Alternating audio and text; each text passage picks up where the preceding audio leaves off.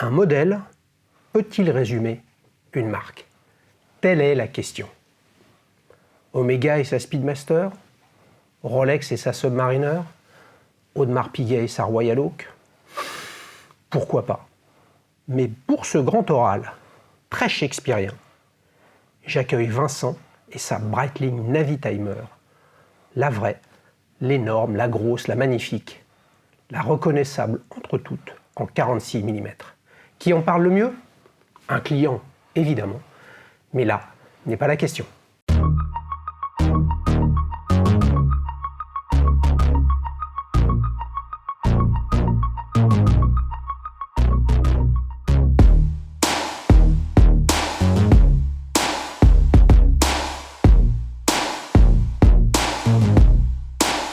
Salut Vincent, ça va? Salut Xavier. Ravi de t'accueillir. Merci pour l'invitation. Écoute, les amis, généralement je dis rien, mais ce n'est pas moi qui t'ai invité.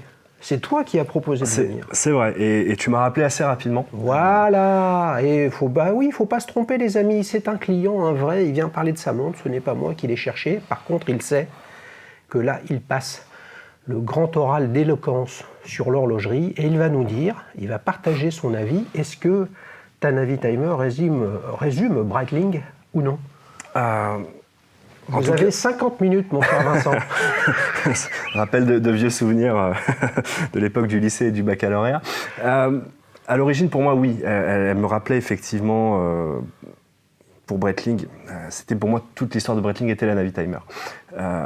Maintenant que mon parcours horloger, effectivement, a un petit peu avancé, je dirais que Breitling ne se résume pas, je pense, à la Navitimer, mais en tout cas, pour moi, quand je l'ai acheté, oui, la Navitimer était... Ah, les amis, ça va être ni blanc, ni noir, ni rouge, ni bleu, ni pile ou face. Mais par contre, on va jeter un œil à cette belle montre parce que j'ai le sentiment qu'il l'a au poignet. Là, elle est tellement grosse, je ne peux pas la rater. Hein. Alors, combien elle fait de diamètre, cette Navitimer? 46 mm. 46 mm, une bestiole, quoi. Ah, une grosse bête, et où il faut un poignet de Thanos, comme tu peux le dire. Le poignet de Thanos, c'est Pierre qui nous dira, hein, le recordman du monde du Thanos, c'est Pierre. Cela dit, je ne sais pas si tu l'as vu, je crois qu'il ne l'a pas vu.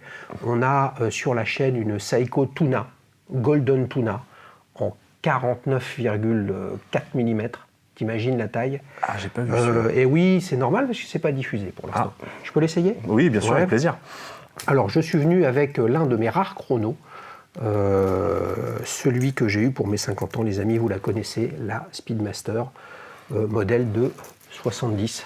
Tiens, si tu veux l'essayer, tu as le droit. Comme ça, on pourra vraiment voir si tu as un gros poignet ou pas. Parce que là, forcément, avec mes bracelets caoutchouc, c'est le bracelet d'origine, ça? Alors, d'origine, non, puisqu'elle était vendue sur un bracelet cuir, ouais. Que je ne souhaitais pas porter l'été. Oui. Du coup, j'ai porté l'acquisition d'un bracelet caoutchouc qui est vraiment adapté et fait pour la Navitimer, puisque son design est censé rappeler une piste d'atterrissage, et notamment le motif que peut laisser le pneu d'avion sur une piste. Là, t'es dans la panade parce que, regarde, forcément, boucle ardillon. Ne venez pas avec une boucle ardillon, les amis, vous êtes sûrs de repartir tout nu. Et voilà, regarde ça, je suis en train de tout lui démonter. Ah, voilà. Et sérieux? Je crois que je peux repartir avec la Speedmaster aussi. Toi aussi? Ouais, je crois. Non, t'es trop serré. Donc en fait, c'est pas le poignet de Thanos, c'est un poignet normal, les amis, de bonne qualité. On a été poignée de poussin, puis de poulet, puis de Thanos, hein, c'est ça l'âge. Je pensais poignée pour ma part de poussin au départ quand j'ai été porté à acquisition, puisque je partais sur une 41 et je suis reparti avec une 46. Mais... Alors justement, raconte comment... D'abord, tu l'as acheté il y a combien de temps? Janvier 2022. Janvier 2022, donc ça fait 4 mois, 5 mois. C'est ça, tout à fait. Hein, vous avez compris qu'il a mis le poignet d'été, mais c'est pas l'été encore. Mais c'est pas grave, on lui en voudra pas. Tu disais que c'était un petit peu ton rêve ou tu cherchais cette montre depuis longtemps? Alors, cette Breitling Navitimer, pour moi, c'est un rêve d'adolescent.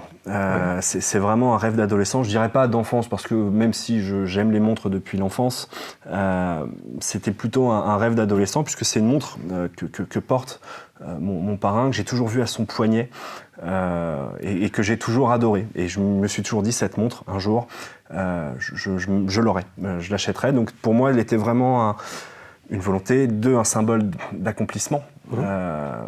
Et puis, quoi de mieux pour marquer un 30e anniversaire, bon, avec quelques mois de décalage, mais que de pouvoir, je dirais, s'offrir la montre dont on rêve. Ouais.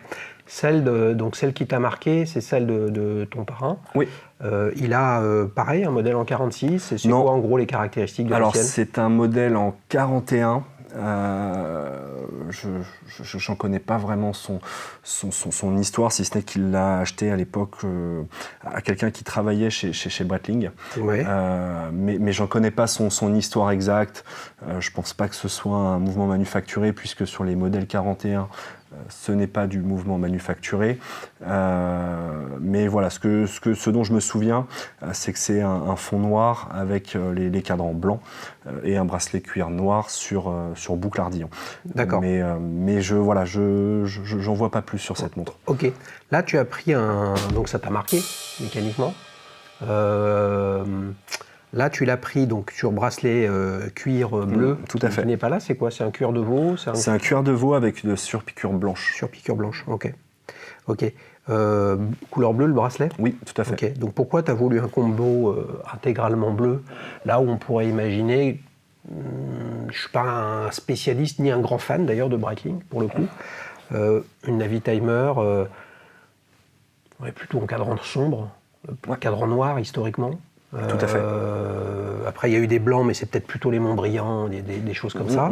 Qu'est-ce qui fait que tu es allé sur un Reverse Panda, on va dire, bleu? C'est-à-dire cadran bleu sous cadran blanc. Alors, je voulais une Navitimer, mais je n'avais pas spécialement de couleur, je dirais, qui me tentait plus que d'autres. J'ai pu l'essayer effectivement en cadran noir avec sous-cadran blanc. Diamètre 41, j'ai pu l'essayer en 43, fond noir sous cadran blanc aussi, effectivement. Et puis, basiquement, ça a été un coup de cœur, en fait. Quand j'ai passé celle-ci au poignet, ça a été coup de foudre, coup de cœur. Tous ces essais et l'achat de celle-ci s'est fait le même jour. Donc, tu l'as acheté où? Chez un AD, chez Breitling, en France? Chez Breitling, rue de la Paix, à Paris. À Paris, d'accord. Là, dans leur boutique un peu lounge, salon, tout à fait. Truc sympa, quoi. C'est comme ça. Si tu allais boire un coup. Comme si j'allais boire un coup avec des copains au bar. Ouais. Et tu y es allé en te disant, je vais y aller pour l'essayer, si elle me plaît, je la prends. Ou éventuellement, ça aurait pu se faire autrement. Alors, de toute façon, j'y allais pour en prendre une, Ouais. ça c'était certain. Non, pour la petite histoire, en fait, j'ai appelé Breitling quelques jours avant. J'aime bien préparer les choses, etc. J'avais déjà sélectionné des modèles que je souhaitais essayer sur le site de Breitling. Je les ai appelés, je crois, le jeudi, peut-être. Ouais. Pour la petite histoire, en plus en sortie de gendarmerie, parce que je venais de déposer une plainte suite à l'agression d'un de mes collaborateurs.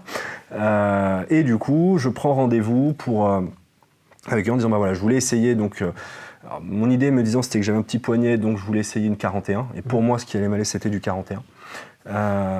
Donc j'avais demandé à essayer une 41. Je voulais essayer aussi une GMT en 46, je sais pas pourquoi, parce que la couleur me plaisait. Navitimer. Ouais. Navitimer, édition, enfin en GMT, avec le petit B couleur or, mais qui était plutôt placé à 3 heures. Et puis ils m'ont dit, écoutez, la GMT, on l'a pas, on a une noire, ok, on vous la fera essayer. Et puis écoutez, ce qu'on va faire, c'est qu'on va préparer quelques modèles. Et puis quand vous viendrez samedi matin, on vous fera essayer plusieurs modèles de Navitimer. Okay. Mais ce qui était certain, c'est que le samedi, quand j'y allais, je repartais avec une Navitimer. Ça, c'était... Attends, c'était certain, il s'avère que ça s'est passé comme ça, mais ça aurait pu se passer autrement. Alors, effectivement, si... Non, mais ça aurait pu, je veux dire, t'aurais pu, et puis en fait, tu dis... bof, et puis tu repars ou tu réserves ou tu commandes une chronomate, quoi. Alors non, j'aurais pas réservé un autre modèle que Navitimer, ça c'est évident. Okay. Mais si effectivement il m'avait pas sorti le modèle en 46 et que j'aurais essayé que le 41, non, je pense que je serais pas reparti avec, parce que voilà, vraiment je venais dans l'idée, même en allant en essayer d'autres, pardon. Pour moi, c'était de toute façon, vu mon poignet, vu etc., la configuration, c'était un diamètre 41. Et puis, une fois de plus, quand j'ai passé celle-ci au poignet, coup de cœur monstrueux. Et puis, je trouve que le diamètre 46 n'est pas si choquant que ça. On va dire que la règle circulaire, sur le côté couleur blanc, je trouve quand même adoucit un peu la taille de la montre. Ouais, puis tu as des cornes assez courtes, ou en tout cas avec un angle assez fort vers le poignet, qui en fait pas une montre si importante que ça. Mais quand même, c'est-à-dire que là, t'es bien combien d'épaisseur là? 14, alors j'ai plus le diamètre, j'ai plus l'épaisseur exacte, mais c'est 14,3 ou 14,6 à peu près. C'est pas si important que ça. T'es branché aviation, aéronautique ou pas plus que ça? Pas plus que ça, c'est un sujet qui m'intéresse, mais je ne suis pas passionné effectivement par l'aéronautique ou plus que ça, mais plutôt j'étais passionné par la Navitimer. Ok, et là tu penses que dans ton inconscient, tu vois, la Navitimer, c'est l'un des sujets. On peut tourner autour, c'est pas si important que ça. Est-ce que ça résume Breitling? Somme toute, évidemment, on voit bien qu'il y en a plein d'autres. Mais la règle à calcul, c'est un chrono, c'est une grosse montre, c'est typé aviation, parce que justement, tu as tout un tas de calculs que tu peux faire avec ces outils-là, qui en fait pour moi une montre qui est trop chargée, tu vois, mais effectivement, quand on la regarde comme ça, on ne peut pas se tromper, c'est une Breitling. C'est ça. Voilà. Et donc, si tu devais essayer de dissocier la marque du modèle, ce serait toujours ce modèle-là qui te plaît? Ou en fait, à force de l'avoir vu au poignet de ton parrain, Breitling, c'était quelque chose qu'il fallait que tu aies dans ta collection?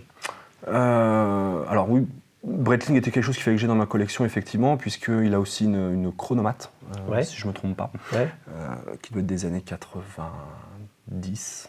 Si oui, donc tu es quand même cerné par des Breitling fans, quoi. Alors, Breitling et Omega, et un peu de Tag Heuer aussi, certainement.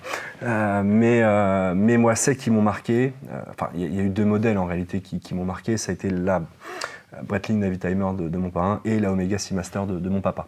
D'accord. Qui ont été deux montres qui m'ont marqué. Celle-ci en premier, puisque c'est la première que j'ai pu voir. Et t'as une Omega Seamaster? Ouais. Ah voilà. Donc, en fait, il faut qu'on te souhaite qu'autour de toi, il y ait une Audemars Piguet Royal Oak, comme ça, un jour, tu en auras une. Ouais, faut espérer, ouais.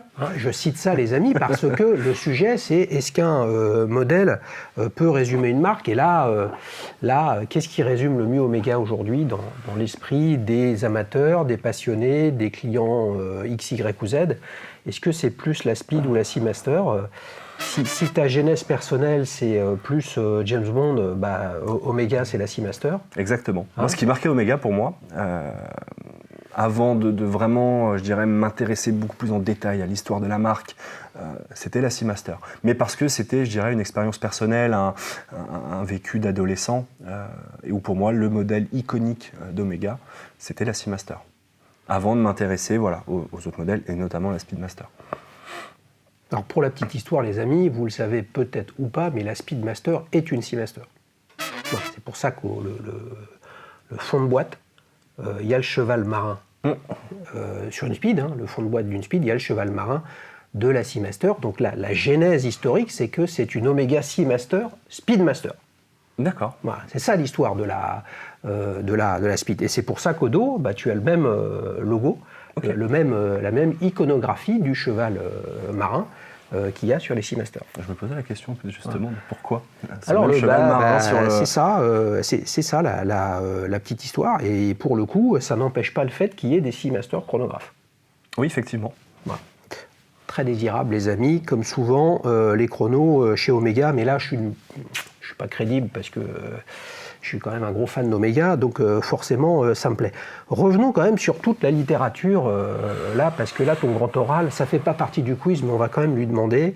Mes yeux sont trop faibles ou fatigués aujourd'hui pour essayer d'y voir quelque chose, mais est-ce que concrètement tu t'es essayé ou tu as regardé, tu as réfléchi à comment utiliser toute la capacité mathématique de la Navitimer pour essayer de faire des choses? Alors non, bien que pourtant en boutique il m'ait présenté justement un petit peu le fonctionnement de la règle à calcul. Alors qu'est-ce qu'ils t'ont montré? Je crois pour faire une multiplication toute simple, je crois de mémoire. D'accord. J'en ai donc plus c'était souvenir. Tellement simple, les amis, qui s'en souviennent plus. Ouais, puis j'étais très mauvais en maths en plus à l'école. Ah oui, donc, oui. Ah, mais c'est peut-être pour ça que tu as pris une Navitimer. Ouais, peut-être, pour m'aider, certainement. Ah ouais, j'aurais dû l'avoir avant, ça m'aurait aidé, certainement. C'est pas mal du tout. Donc ça, c'est un modèle que tu as acheté il y a 4 mois, 4-5 mois. Elle est toujours en vente chez Breitling? Alors, plus maintenant. Après, est-ce qu'il reste peut-être quelques modèles, Pourquoi mais plus maintenant puisque ils ont sorti les nouvelles gammes de Navitimer, il y a de ça maintenant 2-3 semaines, avec un léger restylage du modèle, avec notamment la présence du logo AOPA, le guichet de date qui est repassé à 6 heures. AOPA, c'est American Owners and Pilot Association. C'est ça. D'accord. D'accord. Donc c'est une association de pilotes non professionnels et non militaires. C'est ça. C'est ça. Hein, ok. Les amis, ce qui fait que c'est la monde des aviateurs. C'est la monde des pilotes qui sont propriétaires et pilotes d'avion, donc plutôt, on va dire, pas des pilotes de ligne et pas des pilotes de chasse. Hein, c'est une nuance qui fait que l'ADN de Breitling dans l'aviation est très très importante, mais plus lié historiquement à ce qu'il faisait avec les chronographes et tout ce qui était sur les tableaux de bord. Tous les instruments, effectivement. Des avions, là où IWC et d'autres étaient plutôt sur les pilotes de chasse et de l'armée. Et là, évidemment, tous les types 20 de chez Breguet, Auricoste, Dodan, etc., qui eux étaient des mondes de dotation pour des aviateurs. Là, on est dans le partenariat avec la OPA. C'est ça. Partenariat, marketing, mais qui fait que quand elle est sortie, la Navitimer de mémoire, il n'y avait pas de logo Breitling, il n'y avait que le logo de la OPA. Oui. C'est ça, ok. Ok, donc là, ils l'ont ressorti, mais qu'est-ce qu'ils ont fait avec le logo Breitling? Alors, ils ont remis le logo justement... avec les ailes? Ouais, tout à fait. Vraiment le logo de l'AOPA avec les ailes dessus. Et comme je disais, voilà, donc le guichet de date à 6 heures. Et je crois aussi que le cadran de la règle à calcul a été légèrement modifié. Là, on voit sur ce modèle qu'il est quand même relativement assez incliné. Alors que sur la nouvelle, il est plutôt plat. Le réhaut de la règle à calcul. Exactement, voilà. Ouais. Ça lui donne une belle profondeur. Hein. À ce modèle-là, comme ça. Il y a un truc qui est super réussi, je joue comme ça, vous voyez, là, je fais un petit peu bouger. Il y a vraiment un traitement anti-reflet très très réussi. C'est pas le cas de tous les modèles. Rolex, typiquement, les amis, je suis désolé de vous le dire, je sais que ça va vous exciter, mais il faut qu'ils fassent quelque chose sur le sujet. Il semblerait, paraît-il, je ne sais pas si vous le savez, est-ce que toi tu es au courant, qu'il y a peu ou pas vraiment, ou un petit peu, moi je ne sais plus maintenant, les amis, je vous le dis, je suis en train de perdre la tête, qu'il n'y aurait pas de traitement, pas du tout de traitement anti-reflet sur des Rolex, parce que la durabilité dans le temps est discutable. Je t'avoue, je n'en sais rien. Je pensais que tu allais me dire qu'il y avait des modèles dispo chez Rolex. Ah oui, non, alors non, les amis, justement, alors pour le coup, toi tu es allé chez Breitling en boutique, ouais. Il n'y avait pas tous les modèles dispo, la GMT il ne l'avait pas. Non. Mais il y avait du choix. Oui, il y avait du choix, puisque pour en revenir un petit peu aussi à cette histoire, donc quand je me suis présenté le samedi matin chez Breitling, donc ils m'ont sorti un plateau. Alors je m'étais bien renseigné avant, je connaissais après tous les modèles, oui. les diamètres. Donc elle m'a sorti un plateau avec 3 montres. Donc la diamètre 41, fond noir sous cadran blanc, une rattrapante, qui là, de facto, soyons francs, ne rentrait pas du tout dans le budget que je m'étais affiché, que je souhaitais essayer, mais qui de toute façon ne rentrerait pas dans le budget. Et celle-ci, qui je ne savais pas si elle rentrait ou pas dans le budget, et que j'ai passé en premier. J'ai passé en premier au poignet, et de toute façon, ça a été immédiat. Bam, tu t'es fissuré. Ah oui, non, mais là... et même mon épouse... T'étais avec non, j'étais avec mon épouse. Avec ta femme, ouais. J'étais avec mon épouse, qui même elle a eu, je dirais, un vrai coup de cœur pour cette montre, puisqu'elle a accepté de me laisser dépasser largement le budget que je m'étais alloué. C'est quoi le budget pour une Navitimer comme ça? Sur boucle-ardillon avec bracelet cuir de veau, 7550. Ouais, ça. Mais tu peux l'avoir en boucle déployante. Oui. Et tu peux l'avoir en bracelet acier. Ouais, tout à fait. Et là, ça... là, je crois que ça doit finir certainement sur le bracelet acier à plus de 8000, mais bon, ce qui correspondrait au prix de la nouvelle gamme à peu près, qui a bien augmenté. Ah, bah oui. En termes de prix. Oui. Bracelet acier, c'est le bracelet très reconnaissable avec des 4 maillons un petit peu obliques comme ça, là. Oui. C'est ça? Oui, tout à fait. Tu voulais pas ça? Alors, je suis pas bracelet acier. Je suis pas bracelet acier, c'est pas quelque chose que j'apprécie. J'apprécie plus le cuir. Pourquoi? J'en sais rien, c'est un feeling. C'est un feeling. quoique je trouve la Speedmaster très agréable à porter sur son bracelet acier, mais je suis plus bracelet cuir ou caoutchouc. Donc c'était vraiment... Mais on a tous nos petits problèmes, Vincent, c'est pas grave. Hein. Eh oui, les amis. Je me fais soigner. Et puis tu te fais soigner. Et puis si un jour tu veux aller te chercher un bracelet acier, ils seront contents de t'en vendre un chez Breitling. Ouais. Hein, tu vois. Il y a un bracelet que j'aime bien sur la Navitimer, ouais. Qui est le bracelet que portait Serge Gainsbourg. Ah, c'est la plaque américaine. C'est un bracelet d'Irali, je crois, de mémoire, avec, je ne sais plus combien, 1, 2... Ah oui, avec 3. des trous. Ouais. Ok, oui, ils ont fait ça. Bah, il y en a pas mal chez Breitling, des bracelets comme ça. Alors, ils les ont sur caoutchouc. Ouais. Ils le vendent en caoutchouc et cuir et acier, il ne me semble pas. Ok, t'as eu une belle boîte, t'as eu des goodies, t'as eu un cadeau, t'as négocié, Alors, la négociation, évidemment, on pose la question. La réponse a été très rapide. En flagship, il n'y a pas de négociation possible. Alors, niveau goodies, j'ai eu le droit à... Qu'est-ce que j'ai eu ? Une bouteille de champagne. Et j'ai eu une petite boîte d'allumettes. Qu'est-ce que j'ai eu d'autre encore ? Qu'est-ce que j'ai eu ? Bon, ça a été bien reçu. Oui, mais la boîte a été, par contre, la boîte de la montre, enfin l'écrin, une vraie déception par contre. Ouais, une Pourquoi, vraie déception. Alors c'est... Petite boîte en plastoc tout pourri ? Non, même pas. C'est juste qu'elle te plaît pas en termes de design ? Alors elle me plaît pas. Elle me plaît pas du tout, effectivement. C'est une petite boîte bleue faite en matière recyclée. Alors, parce qu'elle peut s'ouvrir complètement. Il y a dedans un petit... une petite marmotte pour pouvoir transporter sa montre en voyage quand on déplie le coussin sur lequel la montre était apposée. Mais j'aurais aimé une boîte un peu plus imposante. Moi j'aime beaucoup par exemple les boîtes de chez Omega, que je trouve magnifiques. Mais là effectivement j'ai une toute petite boîte, voilà, une petite déception. Petite déception. Ah si, j'ai eu un tote bag, voilà, de chez Breitling avec la montre, je cherchais. Mais c'était, vraiment l'écran, c'était un petit peu déçu. Ouais, mais est-ce que... Ouais, ok. Mais c'était pas ça que je venais acheter à Walmart. Mais j'ai l'impression qu'il y avait une sorte de concept là-dedans. Oui, tout à fait, ça rentre dans l'identité de la marque. Ouais, c'est juste que tu n'as pas adhéré au concept. Voilà, c'était pas... C'était effectivement comme je dis, voilà, je n'adhérais pas spécialement au concept. Après, une fois de plus, je venais pas là pour acheter un écran. Et puis les belles boîtes que tu peux avoir à droite à gauche, la belle boîte Omega, là, elles sont sous une armoire normande pour la caler ou alors à la cave. Alors non, tu ranges les montres dedans ? Elles sont... Non, j'ai une boîte pour mettre les montres. Mais oui, alors après, c'est peut-être un peu fou, mais j'aime bien de temps en temps sortir la boîte et voilà. Et regarder la boîte. Ouais. Ouais, non, mais bon, on a vu qu'il avait plaisir, des petits... Ouais, non, mais on a tous des petits problèmes. Ouais, je me fais soigner une fois de plus. D'ailleurs, ça va être la question de cet épisode. Est-ce que pour vous, c'est important d'avoir une belle boîte lorsque vous achetez une montre neuve ? Alors moi, je ne suis pas très bien placé parce que globalement, je n'achète pas de montre neuve. Et puis, pour le coup, la boîte, pour moi, n'a aucun intérêt. Et justement, plus elle est belle, plus je me dis, ouais, mais en fait, j'ai payé la boîte. Voilà. Mais après, chacun voit midi à sa porte. Les amis, rendez-vous dans l'onglet communauté pour répondre à cette question. On a bien compris qu'on était confrères, partenaires, adversaires, concurrents sur le sujet. Vincent est plus à aimer les belles boîtes et moi, je suis plus à ne pas y voir grand intérêt. Si tu avais tu sais qu'en plus, c'est pas si.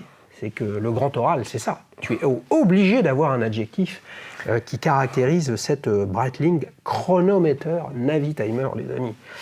Alors, quel est cet adjectif ? Je me suis trituré l'esprit pour en trouver un. Ouais. Que j'ai toujours pas d'ailleurs. Ouais. Que j'ai toujours pas. Donc pour moi, ce sera mythique. Ouais. Parce que voilà, je trouve que cette montre, une fois de plus, elle a une histoire. Elle est reconnaissable entre mille. Voilà, donc pour moi, c'est mythique. Est-ce que pour toi, on peut dire que c'est la, avec un L majuscule, Breitling ? À mes yeux, oui. Donc, on pourrait en tirer, sans que ce soit trop tiré par les cheveux, les amis, que c'est le modèle qui résume la marque. À mes yeux. À tes yeux. Bah attends, c'est toi qui es là devant tout le monde, là.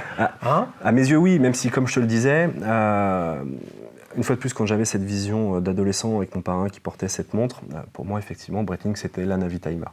Maintenant que j'ai mis le doigt dangereusement dans l'horlogerie et que je me suis intéressé aussi à l'histoire des marques et notamment de Breitling. Il y a d'autres choses. Exactement. Ouais. Il y a d'autres choses. Il n'y a pas que la Navitimer. Même si pour moi, c'est le modèle le plus identitaire, le plus reconnaissable de la marque.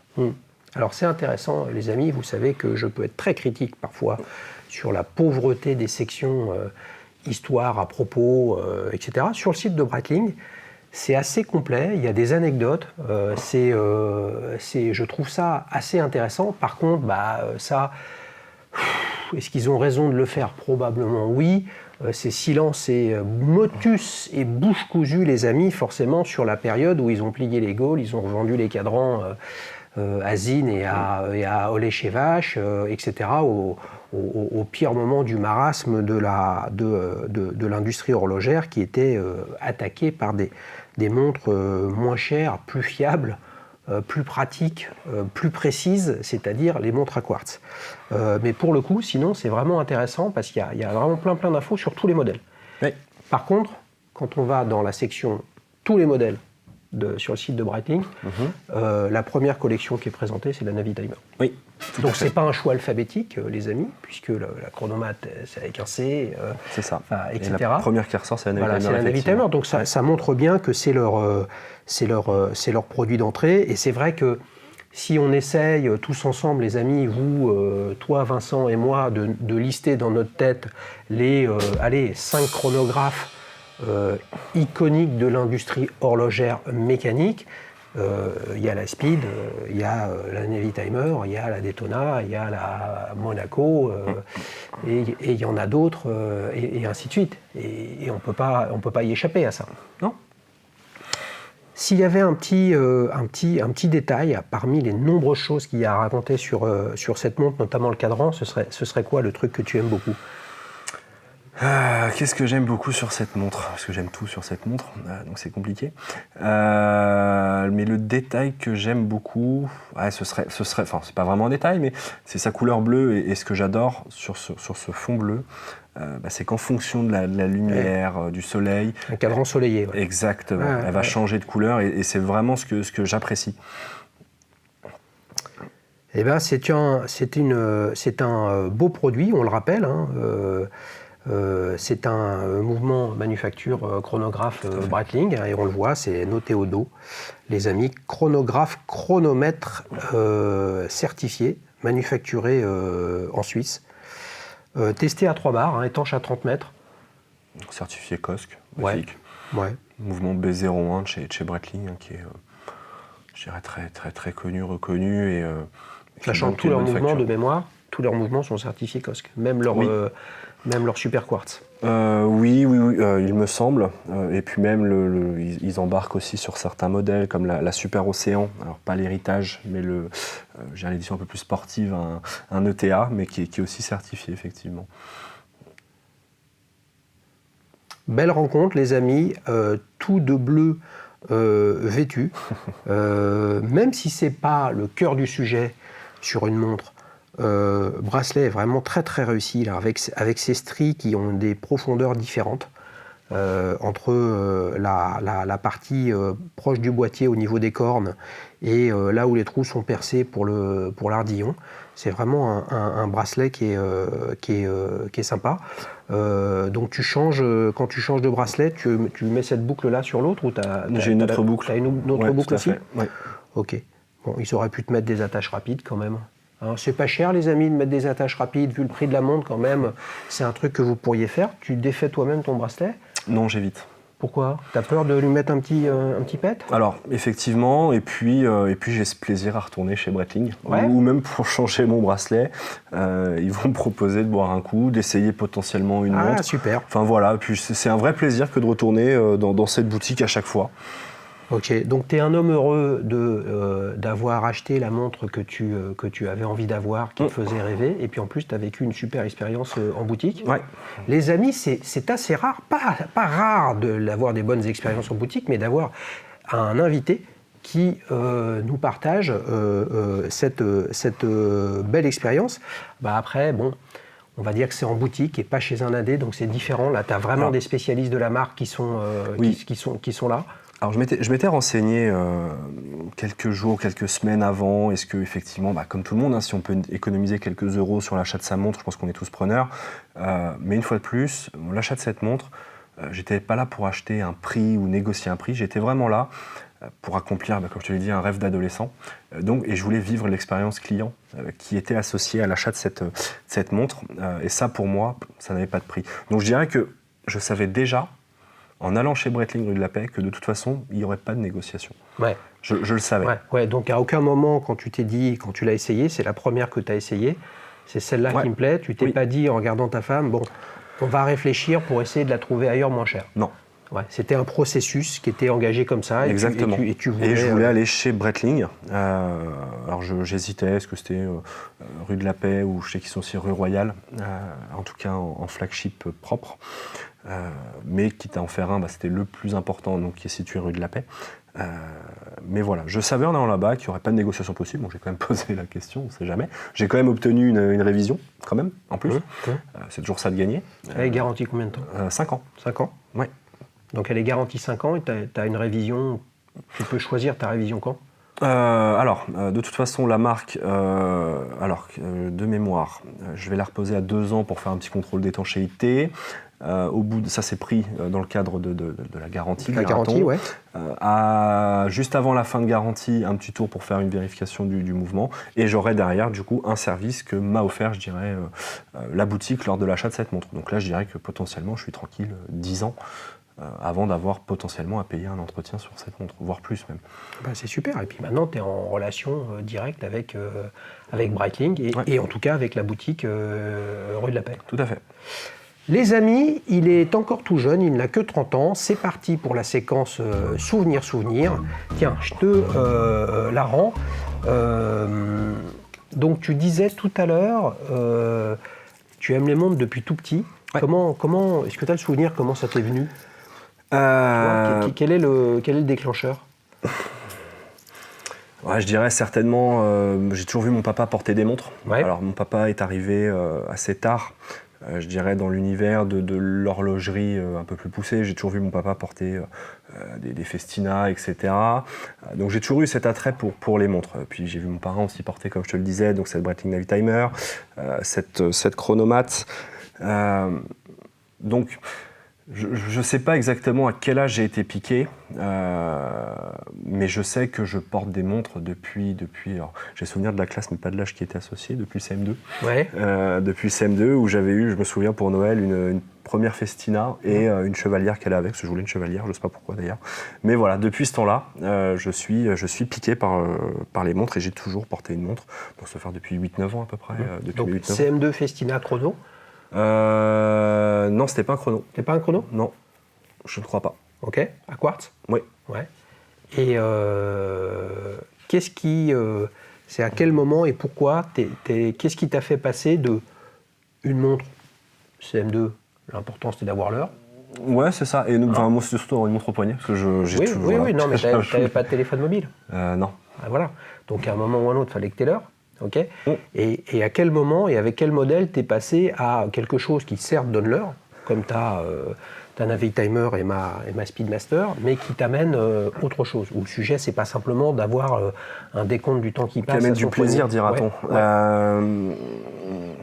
Alors c'est toujours un modèle à quartz, mais c'était une Seiko GMT que j'ai eu que je me suis offert vers 15-16 ans, je crois, de mémoire. Ouais. C'était, voilà, je dirais ça a été ma première montre un peu plus plaisir. Et après, ça a été certainement ma première automatique qui était que j'ai toujours d'ailleurs, une Tissot Le Locle. Ouais. Une fois de plus que j'ai toujours. Cadran blanc ou noir ? Noir. Ah, vous vous souvenez, les amis, Quentin, un des tout premiers invités à être passé sur la chaîne, il avait une Tissot Le Locle avec des chiffres romains. Oui. Ouais, c'est ça. C'est ça. Et ouais. Un des tout premiers invités à être venu. Tu l'as encore, cette Tissot ? Oui. Ouais. Oui, je la porte plus beaucoup. Ça m'arrive. Tu l'as acheté il y a combien de temps, la Tissot ? Je crois que c'était mon épouse qui me l'avait offerte. On était ensemble depuis peu de temps, donc elle a plus de 10 ans. Ouais. Et après, tu as enchaîné sur Omega et Alors consorts, non, j'ai enchaîné très vite plutôt après la Breitling. Ah oui. Depuis la Breitling, tu es repassé à l'action. Trop. Ouh là là là là là, Trop les même. amis, on va se régaler, mais t'en as encore dans le, encore dans le tuyau quand même. Alors avant oui. Ça c'est le problème quand on met le doigt dedans, il y en a toujours dans le tuyau. Alors effectivement, avant la Breitling, donc il y a eu donc cette Tissot Le Locle. Il y a eu aussi une Lou Erard, un régulateur Lou Erard, Ouais. mécanique avec un mouvement Valjoux, 3 aiguilles assez original que j'ai aussi et que je trouve assez singulière. Il y a eu une Tag Heuer Carrera. Attends, ça c'est avant la Breitling ou après? Avant. Oula, d'accord, ouais. Avant, et puis après janvier la Breitling, et puis après ça s'est enchaîné. Il y a eu donc en deux, il y a eu la Omega Seamaster. Ouais. 300. Ouais. Ensuite, il y a eu une Tudor Black Bay GMT. Ouais. Et la petite dernière, non, pas la petite dernière, l'avant-dernière, donc qui était la Omega Speedmaster. Ouais. Laquelle, la dernière version? La toute dernière. Ezalite ou Saphir? Ezalite fond plein. Ouais. Ezalite fond plein. Et la toute dernière, qui est encore une Breitling, une Super Océan. Super Océan. Ouais. Super Océan, c'est la entre guillemets la gamme plongée. Oui, tout à fait. Chez Breitling. Ouais. C'est une 3 aiguilles date que tu as? 3 aiguilles date, oui, tout à fait. C'est une édition limitée premier de cordée. Ouais. Donc c'est plutôt le modèle sport, c'est pas le modèle héritage. C'est vraiment donc un diamètre 42 avec un ETA 28-24 dedans, je crois, de mémoire. Et voilà, série limitée. Que tu as repris à la boutique rue de la Paix? Tout à fait. Ah oui, non, mais t'as open bar là-bas maintenant. Alors, open bar, jusqu'à la limite de ma carte bleue peut-être, mais... Et t'es reparti avec une bouteille de champagne? Oui. Avec une boîte pourrie. Alors non, parce que justement... Ah, t'es mieux là. Alors, petite anecdote justement. Donc quand la personne avec qui j'étais en train d'essayer ce modèle revient justement avec la boîte, la même boîte que ma Navitimer, et je pense qu'à ce moment-là, la personne a dû voir ma tête, qui s'est légèrement décomposée. Elle m'a dit qu'est-ce qu'il y a avec la boîte? J'ai dit écoutez, j'ai eu cette boîte-là pour ma Navitimer et je trouve que c'est une vraie déception. Donc il m'a changé la boîte du coup. Mais il t'a mis une boîte de quoi alors?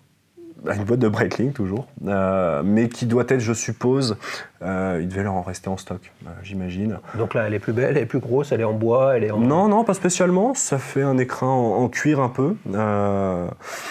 Comment le définir? Je ne saurais pas le définir, mais t'étais plus satisfait. Ouais. C'est tout bête, c'est qu'un détail, mais voilà, comme tu disais, moi j'y accorde de l'importance. Ouais. Je trouve que c'est un tout. Effectivement, bien évidemment, la montre est plus importante, mais c'est un tout. Donc, les amis, vous vous souvenez, il faut participer, Si vous voulez, bien évidemment, là on échange, on est sur la passion de ce qu'on aime et pas forcément ce qu'on sait. Si on sait des trucs, c'est mieux, mais là le sujet, c'est pas de... Il n'y a rien à savoir sur une boîte. C'est juste, est-ce que vous êtes plutôt intéressé par avoir une belle boîte ou vous considérez que c'est plutôt secondaire? Rendez-vous dans l'onglet communauté pour participer à ce petit sondage. T'es chaud là? Je suis chaud. T'es chaud, il est chaud. Quand on est chaud, les amis, c'est le moment de lancer le célèbre quiz. Alors, mon cher Vincent, je t'ai préparé 3 questions qui sont assez faciles. Voilà. Pression. Voilà. Pression. Mais attends, c'est le grand oral, les amis. Donc là, normalement, tu dois être calé sur à peu près tout. Alors, première question. D'où provient le nom de la collection Chronomat?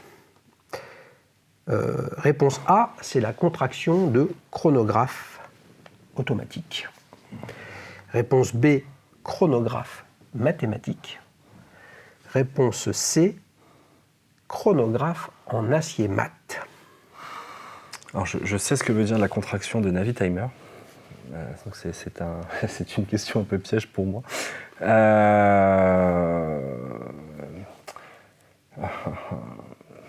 Réponse A. Donc je te donne 3 contractions. Réponse A, chronographe automatique. Réponse B, chronographe mathématique. Réponse C, chronographe en acier mat. Au hasard, parce que j'ai vraiment pas la réponse, j'aurais dit C. Réponse C, chronographe en acier mat. Donc tu penses que chronomat, c'est un chronographe dont l'acier est mat, il n'est pas brillant, quoi. Ouais, c'est vraiment du pur hasard. Aïe, il démarre très très mal, les amis, que se passe-t-il? c'est pas possible, là, j'ai l'impression de revivre la remontada. Bon, et non, ce n'est pas ça. Quelle remontada du Paris Saint-Germain? Parce qu'il y en a eu beaucoup quand même. Non, la démontada. Ah, pardon. Ah, eh oui, je vois qu'il a un autre problème aussi, et là, c'est un problème très grave que personne n'arrive à résoudre ces dernières années. La bonne réponse, mon cher Vincent, c'est chronographe mathématique. D'accord. Puisque la chronomate est sortie en 1942. Et en 1940, Breitling a déposé un brevet justement de cette règle tournante logarithmique circulaire qui justement permet, même si n'est toujours trouvé personne qui sait l'utiliser, même Jean-Luc, souvenez-vous, prof de maths à la retraite qui avait présenté sa Navitimer cosmonaute, ne l'utilisait pas pour faire des calculs, mais la vérité c'est qu'a priori on peut faire des choses. Et ils ont déposé ce brevet en 1940 et ils ont sorti la chronomate, contraction de chronographe mathématique. Chronographe automatique, c'est pas ça. Et pour le coup, je pense déjà avoir parlé de ce sujet-là il y a très très longtemps. Et en fait, je croyais, moi, que chronomate était sorti après, en fait. Bien après, justement, la participation de Breitling au premier chronographe automatique, premier entre guillemets. Et en fait, non, chronomate, c'est chronographe mathématique. Donc là, tu es mené 1-0. 1-0, ça commence mal. Ça commence mal. Hein. Ouais, Ça commence mal. Hein. Donc là, je sens tout de suite l'excitation au niveau de l'organisation, puisque normalement, la casquette, c'est à 3-0. Hein. Ah oui. Donc peut-être qu'il y aura une quatrième question pour te faire gagner 3-1. Une question bonus. Voilà, une question bonus. Hein. Sinon, tu auras une boîte toute pourrie à la place de la casquette. La boîte de la casquette. La boîte, exactement. La boîte de la casquette, les amis, est à gagner. Magnifique. Elle est en carton recyclé, abîmé, usé. Allez, on enchaîne sur la deuxième question. En quelle année Breitling a-t-elle lancé la Breitling Navitimer cosmonaute? Réponse A, 1952. Réponse B, 1962. Réponse C, 1969. J'aurais dit 62. Tu aurais dit 62, donc tu dis aurait parce que c'est au conditionnel, tu as un doute ou t'es sûr? C'est pas 54. Alors non, c'est pas 54 parce que c'est 52, Pardon, 62, 69. Non, 52, non, ça c'est sûr. Alors je dis ça et ça se trouve c'est la bonne réponse, mais je suis quasiment certain que c'est pas 52. Et c'est pas 69. Et c'est pas 69. Donc c'est 62. Par élimination du 69, je mettrais 62. Bonne réponse, Vincent, tu commençais à flipper, hein. Là il s'est dit, tu mets le doute. C'est pas possible. Tu mets le doute. Et oui, 1952, c'est la date du lancement de la Navitimer. De la Navitimer pour la OPA. Oui. Voilà, après pour le grand public, Logoté Breitling, c'est sorti plus tard. Exactement. 62, lancement de la Navitimer cosmonaute qui avait comme caractéristique d'être sur un cadran 24 heures. C'est ça. Hein, qui permettait de différencier 6 heures du matin ou 6 heures le soir. En tout cas, de différencier est-ce qu'on est plutôt le jour ou la nuit. Hein, et puis qui a marqué l'histoire puisque Scott Carpenter, astronaute, on ne pouvait pas vraiment l'appeler encore astronaute à l'époque, quoique on a fait trois orbites autour de la Terre avec une Breitling Navitimer cosmonaute qui n'a pas permis à Breitling d'être sélectionné par la NASA, assez paradoxalement, dans un appel d'offres qui est extrêmement documenté, mais qui a fait de la Speedmaster la montre de l'alunissage 69. C'est la date du lancement du premier chronographe, du premier entre guillemets, parce que Seiko était aussi dans la partie entre je l'annonce, je le fabrique et je le commercialise. Mais en tout cas, il y avait un consortium de ER, Breitling, Hamilton et Buren, de mémoire. Si, c'est ça. C'est ces quatre-là qui ont sorti le calibre 11 chez ER, et chez Breitling, il avait un autre nom, etc. Et là, on était dans le chronographe automatique. Voilà. Alors que précédemment, ce n'était que des chronographes à remontage manuel. C'est ça, oui. Un partout. Il y a eu deux bases, je crois, sur Navitimer. C'était le Valjoux et il y a eu des Vénus aussi, je crois. C'est ça, tout à fait. Un partout. T'es prêt pour la troisième question? Balle au centre. Alors, là, on se régale. J'aime bien me régaler sur la dernière question. Cherchez l'erreur. Parmi ces 3 collections lancées dans les années 40, et toujours au catalogue de la marque. Ok. Réponse A, Datora. Réponse B, Duographe. Réponse C, Copilote. Donc parmi ces réponses, il y en a une qui fait toujours partie du catalogue Breitling. Non, parmi ces 3 réponses, il y en a 2 qui ont été lancés dans les années 40 Ok. et qui sont toujours au catalogue de la marque. Donc c'est années 40 et au catalogue de la marque. Ok. Donc la Datora, oui. Elle est ressortie il y a peu de temps d'ailleurs, je crois. Et les deux autres, tu peux me les rappeler s'il te plaît? Duographe. Ouais. Réponse C, copilote. Ouais, je dirais C. Donc, la copilote n'a pas été lancée en 1940 et n'est éventuellement plus au catalogue de la marque. La Datora a été lancée pour moi dans les années 40 et est encore au catalogue. La duographe. La duographe... C'est presque au hasard sur ces deux-là. Donc tu vas sur la C? Ouais, je vais sur la C. Ouais. Il va sur la C et c'est une bonne réponse, les amis, puisque il y avait un petit vice dans cette affaire, puisque la copilote, figure-toi, a été lancée en 1953, juste après la Navitimer, Ok. mais avec un look et une approche militaire. Et c'est vrai que quand on regarde ce qu'est une Breitling copilote de l'époque, qui est maintenant également au catalogue de Breitling sous la référence AVI classique, Ouais. on a le sentiment d'avoir un design, des index, des sous-cadrans, des aiguilles très similaires au type 20 et donc au modèle de chronographe pour l'armée. Et j'ai trouvé ça passionnant parce qu'en fait, la Navitimer, elle a capté l'ADN et elle a fait dériver l'ADN de la marque sur un style comme ça. Donc quand on regarde une classique AVI, qui est une réédition, on va dire, une évolution d'une copilote, on se dit, ouais, ils vont sur les plates-bandes d'autres acteurs de l'horlogerie, alors qu'en fait, c'est leur propre histoire. Et pour la Datora et la duographe, c'est pareil. En fait, dans les années 40, ils ont lancé la Breitling premier, Datora, duographe, et aujourd'hui, c'est dans la collection Breitling premier qui a la Datora et le duographe. Duographe étant non pas un flight back, mais une rattrapante. Et la Datora est un quantième complet. C'est ça. Chronographe. Et finalement, il y a donc cette gamme premier avec des modèles en métal précieux où on pourrait se dire c'est une Breitling apprivoisée de salon et c'est pas ça Breitling. La Breitling Navitimer qu'on vient de voir. Alors qu'en fait, si on regarde l'histoire de Breitling, une Datora et une duographe, c'est plus une Breitling en étant sortie plus de 10 ans avant une Navitimer.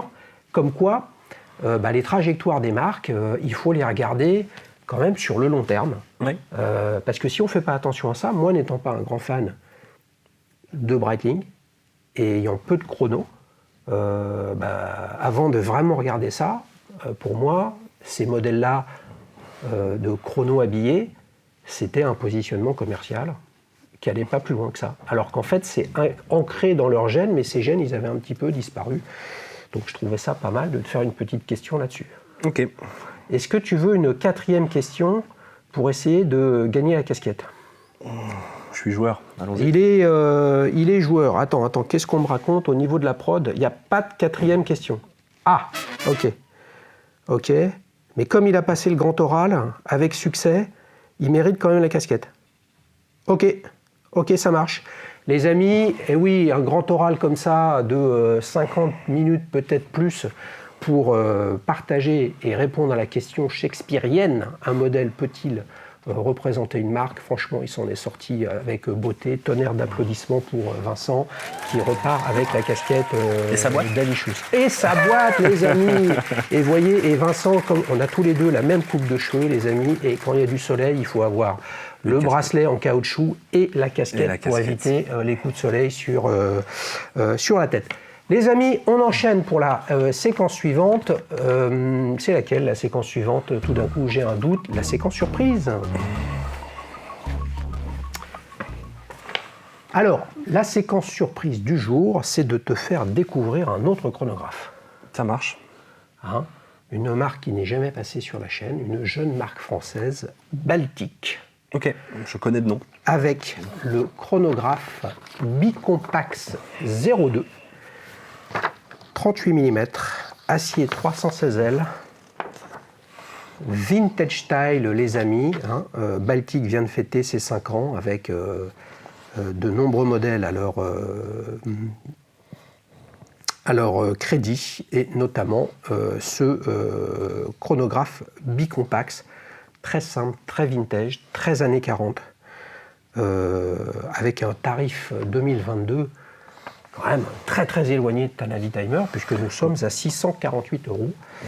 Et je m'étais dit que ça pouvait être intéressant, un bracelet, un modèle beaucoup plus habillé, avec un calibre chinois Seagull ST19, qui peut être sujet à controverse. Et justement, moi j'aime bien les controverses, et donc je voulais avoir ton avis là-dessus, sur un positionnement prix très différent de la tienne, une marque complètement différente, Breitling 1884, Baltic 2017, pour faire simple. Un look qui a absolument rien à voir. Voilà, je voulais avoir ton avis là-dessus. Et bien évidemment, les amis, ils ne savaient pas que j'allais lui présenter une Baltic, et Baltic ne sait pas que je lui présente une Baltic non plus. Alors, je vais être sincère, je ne suis pas excessivement fan. Ouais. J'ai d'autres petites marques comme ça que j'apprécie, comme De Pencel, Ouais. qui je trouve fait des montres très, très sympas. Mais il faut dire ce qui est. Je trouve que, voilà, pour moi, accéder à l'horlogerie avec ce type de modèle est quelque chose de parfait. Et je trouve que c'est une vraie force qu'on a aujourd'hui avec ces systèmes de... Alors, je ne sais pas si Baltic a fait du financement participatif ou de la levée de fonds via Kickstarter, par exemple. Mais je trouve que voilà, c'est aujourd'hui le bon moyen pour mettre un pied dans l'horlogerie, avec des pièces qui sont quand même si voilà, j'apprécie pas, qui sont... Qu'est-ce que tu apprécies pas ? Diamètre 38 qui déjà pour moi est un peu petit. Alors c'est facile à dire quand on porte du 46, forcément. Mais voilà, le 38, j'irai pas critiquer le calibre puisque je ne suis pas assez connaisseur, très honnêtement. Mais après voilà, pour moi c'est une histoire de feeling, et en regardant celle-ci, j'ai pas un feeling extraordinaire. Après, une fois de plus, je trouve que pour ce tarif-là, par contre, c'est quelque chose de super pour rentrer dans le milieu de l'horlogerie. Une des raisons pour laquelle j'ai sélectionné, c'est que c'est justement un cadran qui est l'opposé de ta Breitling. Là, on est sur quelque chose de très très épuré, géométrique, symétrique même en termes d'apparence. Qu'est-ce qui te séduit pas dedans ? Tu m'aurais dit que ça te séduit beaucoup, je t'aurais dit qu'est-ce qui te séduit. Ouais, j'imagine. J'imagine. Parce que là, il faut imaginer que tu as une page de pub sous les yeux et que tu vois, tiens, ah ouais, c'est pas mal, ou ça te plaît pas. Voilà. Donc j'ai le sentiment qu'au premier regard, tu n'es pas marié au premier regard avec cette Baltic. Et après, ça peut être ça en la regardant comme ça, et puis peut-être qu'en la voyant poigner de quelqu'un ou en l'essayant, le feeling peut être tout autre. Mais là, effectivement, au premier regard, je ne les pousse pas. Ouais. Mais... Alors effectivement, il est évident que c'est l'opposé de la mienne, puisqu'elle est quand même beaucoup moins chargée. Est-ce que du coup, j'aime le fait que la mienne soit chargée, peut-être. En tout cas, il y a de la lecture, ça c'est évident. Ouais. Mais après, ouais, non, j'ai pas ce feeling, ouais. C'est une marque que tu suis un peu, Baltic ? Je connais peu. Je connais de nom. Ouais. Je savais que c'était français. Je savais qu'ils embarquaient ce type de calibre. Mais pas plus que ça. Voilà, je connais de nom.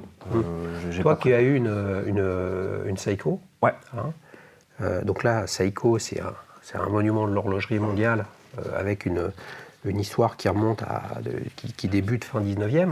Voilà, ce qui n'est pas le cas de l'horlogerie chinoise, où on est plus, à tort ou à raison, probablement plus à raison qu'à tort, mais on est plutôt sur une approche de fabrication plus économique, éventuellement contrefaite, etc. Moi, je pense que Seagull fait des choses qui sont pas inintéressantes en termes de précision, mais j'en sais rien. À titre personnel, ça ne m'intéresse pas spécialement non plus, mais toi, qu'est-ce que ça te dit, ça, en termes de positionnement, puisque tu prends De Pencel, pour le coup, eux, ils mettent des mouvements Miyota. C'est ça. Donc japonais. C'est ça. Donc toi, tu aurais là un look qui te plaît plus, dans un positionnement prix à 648 €. Il y a des et les deux, c'est la gamme de prix de Deux-Pensel également. Ouais, je ne sais pas s'ils sont peut-être pas un peu plus élevés. Ouais, mais bon. Mais ça reste, voilà, je veux dire. Demain, tu aurais un modèle qui te plaît, un Baltique qui te plaît, dedans il y a un Seagull, tu te dis quoi? Ça te gêne pas, ça devrait être un non-sujet. Tu te dis, de toute façon, à ce prix-là, je ne peux pas avoir de mouvement suisse. Moi, je pense qu'à ce prix-là, il y a justement des montres avec des mouvements suisses. Alors, je pense qu'on peut avoir un mouvement suisse à ce prix-là. Ouais. Après, alors, je dis ça et j'ai une Super Océan avec un mouvement qui n'est pas manufacturé. Ah, mais ça, c'est encore différent. Non, mais alors, enfin voilà, c'est mon avis, mais je te dis, voilà, j'ai tendance à préférer acheter une montre avec un mouvement dit manufacture. Alors, pour ça que je disais ça, alors que j'ai une Super Océan qui n'est pas un mouvement manufacture. Mais non, j'ai pas de. Je me suis jamais vraiment intéressé au mouvement chinois, type Miyota, Seagull. Donc voilà, j'ai pas d'avis.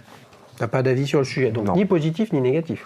Non. Ah bah c'est plutôt bien, ça veut dire que t'as pas d'a priori. Non, j'en ai pas spécialement. Après, peut-être que si effectivement demain une marque sort une montre que j'apprécie beaucoup avec un mouvement chinois, pourquoi pas, je veux dire. Voilà, je pense qu'une fois de plus, les montres pour moi c'est aussi une question de feeling. Ouais. Mais c'est vrai qu'aujourd'hui, avec les modèles dont tu nous as parlé, que tu as dans ta collection, on est plutôt sur des produits dont le prix d'entrée est à une de Black Bay GMT, tu dois être à 3005. Ouais, 3006 exactement. Ouais, 3006, une Speed, tu es à 6009, là, en Esalite, la Breitling Super Océan. 3008. Ouais. Donc à un moment ou un autre, dans le prix, forcément là, il y a le prix de la marque aussi, et ça pèse plus fort que chez Baltic, tu as le réseau de distribution, etc. Mais tu es quand même dans une approche où l'un de tes critères personnels, c'est finalement le calibre qu'il y a dedans. Alors, ce qui pour moi est une des priorités, alors une fois de plus, la Super Océan, ce n'est pas un mouvement manufacture. La Tudor, je sais qu'il y a quelques bruits, je crois que c'est un 56-50 dedans, dit calibre manufacture, mais que Tudor sous-traite, je crois, la fabrication à une autre entreprise. Ils la sous-traitent. Ils ont fait fabriquer par une boîte qui s'appelle Kenissi. C'est ça, voilà, Kenissi. La fabrication de leur mouvement manufacture que eux ont designé. C'est ça. Pour la petite histoire, les chronos, les mouvements chronos de chez Tudor, c'est la base du B01 de chez Breitling. Oui, tout à fait. Et tu as une partie il y a des échanges entre Tudor trois aiguilles date de Breitling qui viennent de chez Tudor et qui sont des Kenissi en fait. Oui, il y a des échanges qui se font. Voilà, donc entre en fait, manufacture, pas manufacture, bon. Alors voilà, c'est pour ça, moi une fois de plus, je dirais avant toute chose, une montre, et c'est une fois de plus que j'ai vécu avec cette Navitimer, c'est un feeling. C'est un feeling, c'est un objet que l'on désire, que l'on va essayer, et puis c'est avant tout un feeling. Bon. Donc on va dire, vu comme ça, que tu n'es pas spécialement enthousiaste avec cette Baltic Bicompax 02, mais il faut quand même que tu nous dises, entre j'adore, j'aime bien, pas terrible, bof, qu'est-ce que tu en penses? Alors, je vais dire bof mais c'est une fois de plus un avis purement personnel. Bof, avis perso, et j'aime bien parce que je trouve que, voilà, une fois de plus, c'est pour des personnes qui n'ont peut-être pas la possibilité d'acheter une Navitimer, une Speedmaster, je trouve que c'est super sympa de pouvoir s'acheter une montre à 650 €, qui est quand même hyper sympa, et d'avoir le plaisir de porter une automatique au poignet. Pour un budget. Là, tu parles de la trajectoire. C'est une façon de rentrer dans l'horlogerie, mais par contre sur le design et sur la sensation et sur comme on dit souvent, on ne peut pas faire une deuxième fois une première impression. Là, la première impression pour toi, elle est pas terrible. C'est ça. Voilà.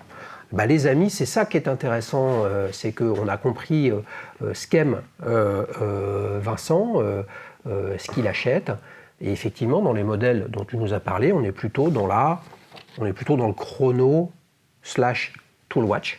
Ouais. Et là, on est dans le chrono classique dresswatch.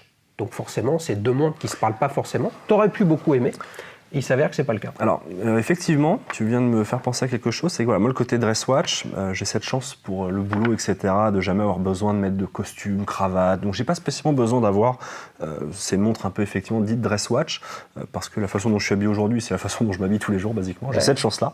Ouais. Donc, je peux mettre des montres, effectivement, pas forcément, type dress watch. J'ai pas ce feeling effectivement avec les dress watch, comme tu le dis, tu m'y fais penser en vraiment en donnant ce mot-là. C'est vrai que je suis pas spécialement attiré par les dress watch.